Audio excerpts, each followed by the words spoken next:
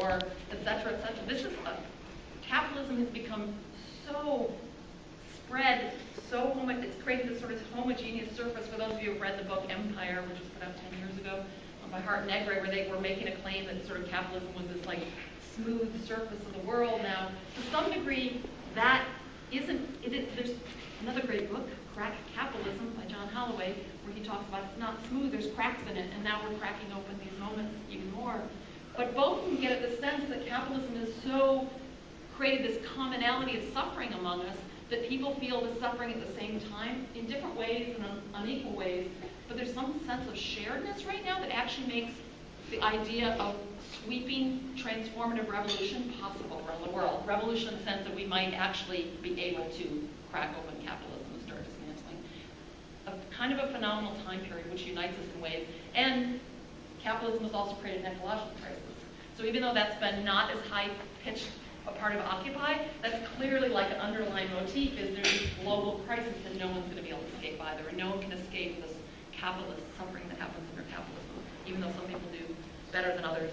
And I think the last thing about this time period is that it's a grand, surprising, wonderful, shared experiment. And everybody's so super excited to learn from each other, be inspired by each other, and just try new things and be bold. So someone at Occupy Philly, where I've been living I moved there about a week before. I lived on the West Coast for a couple years, and I moved there a week before, and I didn't know Occupy Philly was starting, so it was involved from the beginning. But it surprised everybody. 3 or 4 people called a meeting, and 1,000 people showed up. And the anarchists were the only ones that knew how to facilitate, so a few of us facilitated the meeting. And all the anarchists were like, oh my God, who are all these people? What are we going to do? We didn't even plan. And then they were like, when do we want to occupy? And everyone's like, you know, we set aside some dates, maybe 3 weeks from now, maybe 2 weeks ago, and 1,000 people were like, tomorrow. And it was just so intense. You know, even those of us that love doing this kind of stuff, who hadn't even been prepared to have it happen, were overwhelmed by the sense of like people who'd never done this just wanted to do it.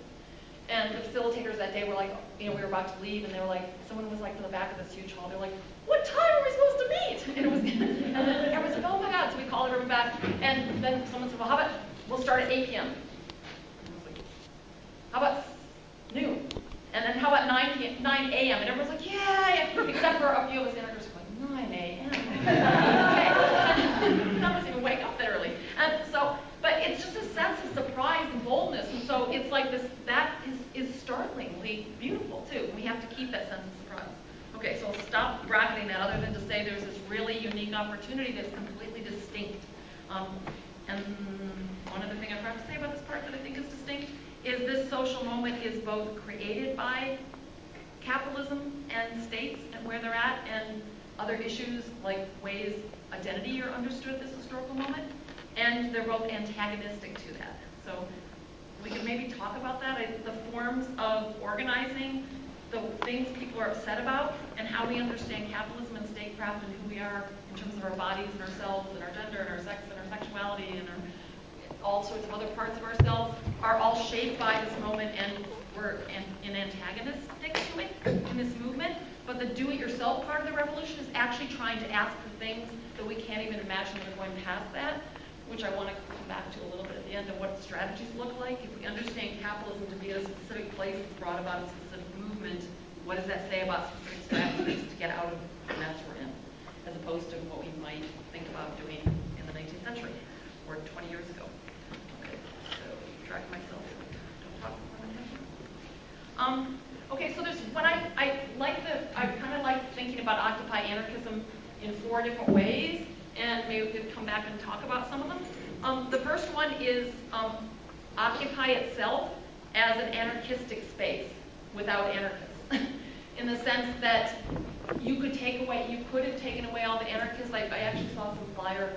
I may be criticizing someone in this room, and it's not meant to be a criticism of you. It's an idea. I saw a flyer, a little zine that was put out by some anarchists in Seattle. I can't remember the name of it today. And what? Takeover? Yes. Does anyone do that twice? And it had articles talking about Egypt, and it made it sound like what happened in Cairo to here, where everyone was an anarchist. And I actually think knowing someone who's an anarchist and from Egypt and ran back to Cairo when that started to be with her like there's almost no anarchists in Egypt. And actually, who cares? You know, like that's, I guess, my point of this section, is what's interesting about this is you have these spaces that become anarchistic in form from the very beginning. So the ways people are thrown into these spaces, there's something about this historical moment when people feel like things aren't working, that the things they're trying to work are things either they've learned to already do through necessity, because people have to share houses now with a lot more people than they want to, not because it's cool to live in a collective house, it's because they don't have money and they have to move back in with their parents or their kids or their cousins or 3 other families, or whatever it is. People are doing more ways of sharing and mutual aid and cooperation and decentralized decision making by necessity at this historical moment. Or maybe it's because people are just, that's what people do when left to their own devices, or we could have a whole host of reasons why. But I think there's also something about the impulse that's actually connected to this historical moment, where people are coming into this space, and for those of you that have read The Coming Insurrection, which a lot of anarchists really like, I like a lot of parts of it, when they get to the section on what we should do, is a piece very influential to anarchists 2 or 3 years ago with the student movement called Occupy Everything. It was really big in the UC system especially. Almost everybody read that or had a beat-up copy in their backpack. And when it got to what to do in the coming insurrection, it said, find each other. Go somewhere and find each other. And what the coming insurrection meant was find the 5 friends who think exactly like you and look exactly like you and don't talk, you know. And it was really this myopic of like the people you can trust. But Occupy was complete opposite. It's go into this bizarre Zuccotti Plaza and find each other. And you've never even met each other, and you probably don't even like each other. And you don't even know why you're there. But it was really powerful. And in a sense, that anarchistic impulse of just if we found each other, it will work, actually seems to work. And I realized, actually, accidentally was in New York at the beginning of Occupy, and one of my anarchist friends told me, you gotta come down and see, this is so weird. And it actually was weird, and it was so weird I couldn't leave for the first week until I moved to Philly.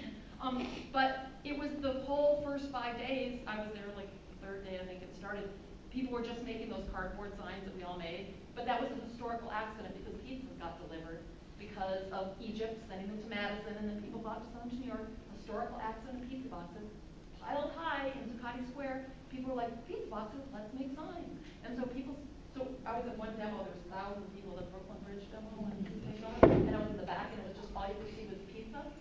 It was really funny because everyone's holding up their sign in one direction.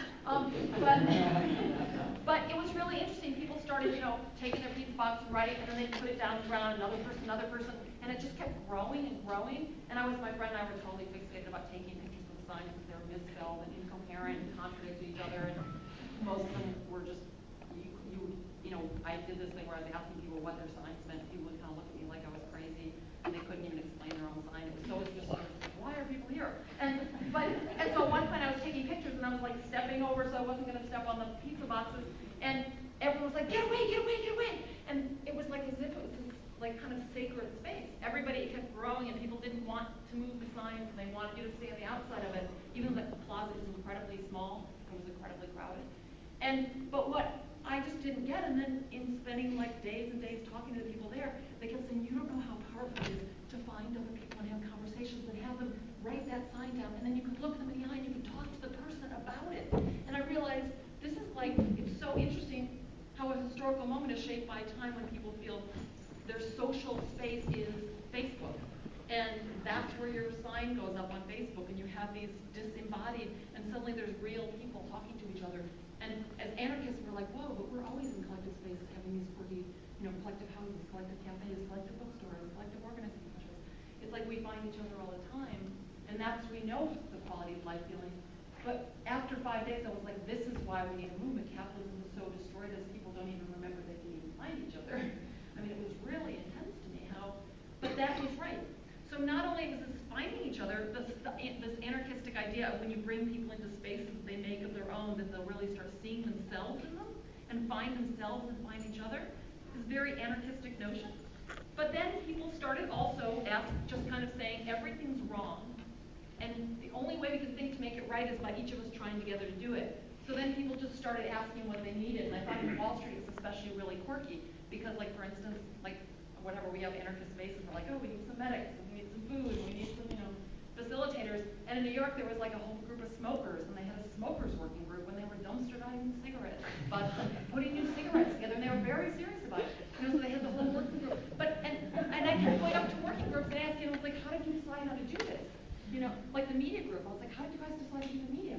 And they're like, they looked at me like I was crazy, and they're like, someone brought a generator, and we plugged our Macs into it. And I was like, it's so interesting. It wasn't, because we're radicals and we want to make media and the mainstream media is screwed up. It was like just simply because the technology was there and they were there. But through the process of like just being there together, you could just see over the 4 or 5 days how powerful it was for them to realize we're here together with our MacBooks facing each other, and we can start collaborating and working and do something that might look like a media that we're making together and collaborate. And people finding that themselves in this anarchistic way that we come at it a different way, right? We're like, that's how we organize because we have a purpose. And here's a form without a content. So I could go through a bunch of other examples, but obviously don't need to. The last thing I want to say about Occupy, besides people discovering form for themselves, and now we have to make decisions, how are we going to do that, and stumbling through that. And then after Wall Street, obviously, it spread around the country, and a lot of anarchists stepped in, which I'll get to in a minute. But in New York, it was really very unfilled with actual anarchists at the beginning. But the other part was that I think there's also this way in which that would never have actually happened if there actually hadn't been real anarchists and real movements that were anarchist in North America. So I actually think there's this really hidden debt, which is increasingly becoming made visible, of all of us who've been anarchists for a long time, or maybe even a short time, multiple generations of anarchists doing things that look like what Occupy Wall Street became and what Occupy's grown into, Food Not Bombs and Medics and indie media and et cetera, et cetera, et cetera, where we had done all these structures and there's a history to it.